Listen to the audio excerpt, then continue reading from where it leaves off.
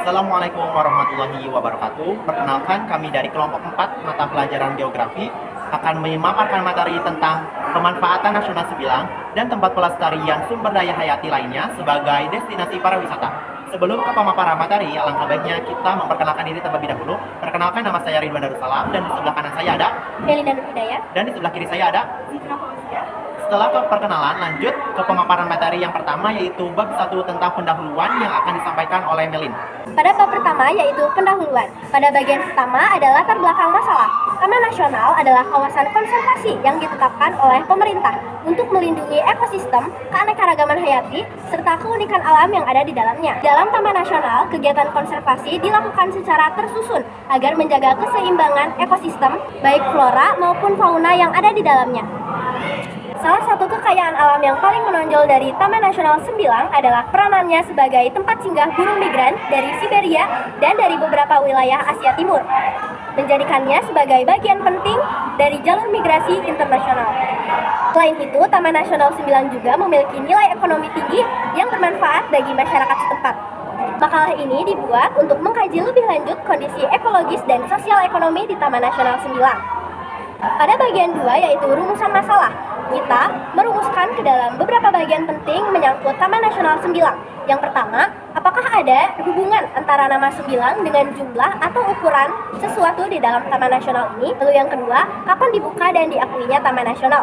Yang ketiga, di mana letak Taman Nasional Sembilang? Lalu yang keempat, siapa pengelola Taman Nasional Sembilang? Dan yang kelima, mengapa Taman Nasional Sembilang banyak dikunjungi oleh masyarakat Indonesia? Serta yang keenam, bagaimana kondisi ekosistem mangrove di Taman Nasional Sembilang pada saat ini? Lalu pada bagian ketiga ada tujuan penulisan.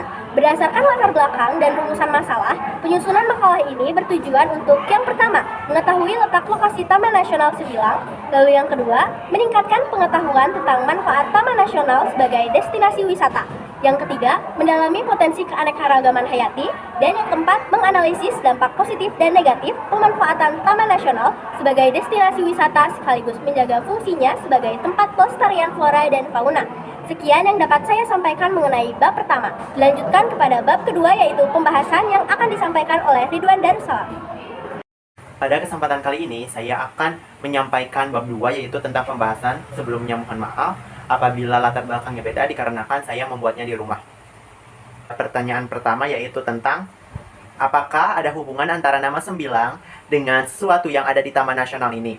Nama Sembilang dalam Taman Nasional Sembilang ini sebenarnya tidak berkaitan dengan jumlah atau ukuran sesuatu di dalam taman tersebut. Nama ini berasal dari kata ikan sembilang, yang merupakan jenis ikan air tawar yang banyak ditemukan di kawasan tersebut. Ikan sembilang adalah sejenis ikan yang berkumis yang biasa hidup di daerah payau dan berlumpur. Pertanyaan yang kedua yaitu, kapan Taman Nasional Sembilang ini dibuka? Taman Nasional Sembilang diakui sebagai bagian dari jaringan cagar biosfer dunia oleh UNESCO pada tahun 2018. Meskipun Taman Nasional ini sudah dibuka sejak tahun 2003, secara keseluruhan pengakuan dari UNESCO pada tahun 2018 merupakan hasil dari proses panjang pengelolaan, perlindungan, dan pengajuan yang bertujuan untuk menjaga keseimbangan ekologi serta memastikan keberlanjutan kawasan ini di tingkat internasional. Pada pertanyaan yang ketiga yaitu, di mana letak Taman Nasional Sembilang? Taman Nasional Sembilang terletak di Kabupaten Banyuasin, Provinsi Sumatera Selatan, Indonesia dengan luas sekitar 2.051 km persegi. Selanjutnya ada luas koordinasi yang akan tercantumkan di bawah ini. Selanjutnya, siapa pengelola Taman Nasional Sembilang? Taman Nasional Sembilang dikelola oleh Balai Taman Nasional Sembilang yang merupakan bagian dari Kementerian Lingkungan Hidup dan Kehutanan Republik Indonesia. Balai ini bertanggung jawab atas pelestarian, pengawasan, serta pengelolaan sumber daya alam di dalam kawasan Taman Nasional, termasuk konservasi keanekaragaman hayati, pemantauan satwa, serta kegiatan rehabilitasi dan restorasi ekosistem seperti hutan mangrove. Lanjut kepada pertanyaan yang nomor 3, mengapa Taman Nasional masih banyak dikunjungi oleh para kalangan masyarakat? Keanekaragaman hayati yang kaya di Taman Nasional Sembilang ini memiliki ekosistem yang unik, termasuk hutan mangrove, dataran lumpur, dan rawa-rawa yang menjadi habitat bagi banyak spesies flora dan fauna. Spesies seperti buaya sinyulong, ikan sembilang, dan burung-burung migrasi menjadikan taman ini menarik bagi pecinta alam dan peneliti. Nomor 6, bagaimana kondisi ekosistem hutan mangrove di Taman Nasional Sembilang pada saat ini? Taman Nasional Sembilang menghadapi beberapa tantangan antara lain. Yang pertama, ancaman perubahan iklim. Yang kedua, kegiatan pemanfaatan sumber daya alam.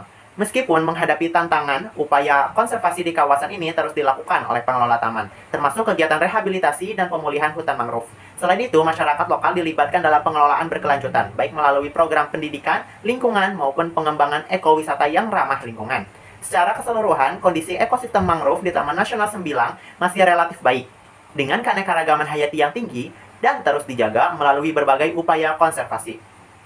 Sekian pemaparan materi dari saya tentang bab 2 yaitu pembahasan. Selanjutnya akan dilanjutkan oleh Saudari Zikra.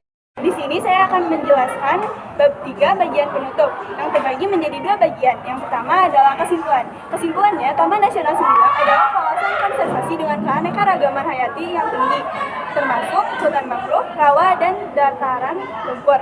Tempat ini menjadi habitat bagi satwa langka seperti harimau Sumatera, gajah Asia, dan penyu air tawar raksasa. Taman Nasional ini berperan penting dalam menjaga keseimbangan ekosistem pesisir. Pengelolaannya juga memerlukan kerjasama antara pemerintah, masyarakat, dan lembaga swadaya masyarakat untuk menghindari ancaman seperti perambahan hutan. Dengan upaya konservasi berkelanjutan, Taman Nasional Sembilang dapat terus memberikan manfaat ekologis, ekonomi, dan sosial bagi kita. Yang kedua adalah saran. Taman Nasional Sembilang adalah harta karun yang harus kita jaga bersama. Kita bertanggung jawab atas kelestarian flora dan fauna yang ada di sana dengan menghindari perburuan, menghindari kerusakan tumbuhan, dan menjaga kebersihan Taman Nasional Sembilang. Tindakan kecil yang kita lakukan dapat berdampak besar bagi ekosistem di sana. Sekian pemaparan materi tentang bab 3 penutup yang dapat saya sampaikan. Sekian pemaparan materi tentang Taman Nasional Sembilang yang dapat kami sampaikan.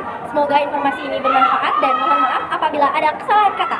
Kami pamit undur diri. Wassalamualaikum warahmatullahi wabarakatuh.